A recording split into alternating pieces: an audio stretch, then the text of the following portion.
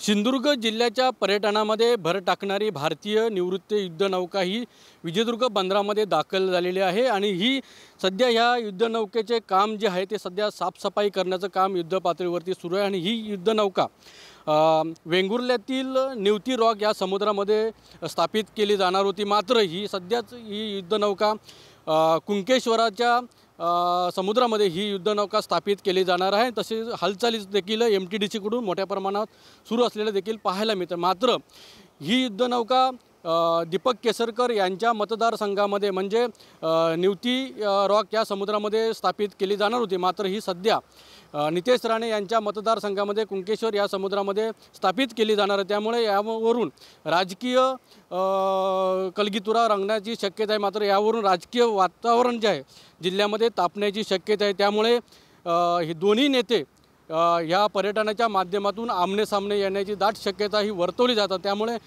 असं जरी असलं तरी मात्र ही जरी युद्धनौका या कुंकेश्वराच्या समुद्रामध्ये स्थापित केल्यानंतर इथलं जे पर्यटन आहे हे मात्र नक्की वाढणार आहे। कारण देवगड तालुका हा गेल्या अनेक वर्षापासून पर्यटनाच्या माध्यमातून हा दुर्लक्षित तालुका म्हणून ओळखला जातो।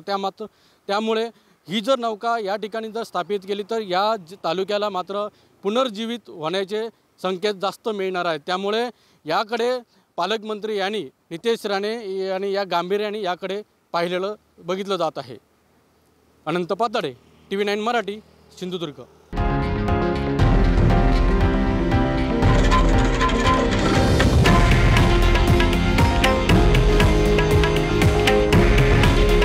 हे आहे देशातील नंबर 1 न्यूज नेटवर्क आणि आपण पाहत आहात TV9 मराठी। काळजी तुमची, हित महाराष्ट्राचं।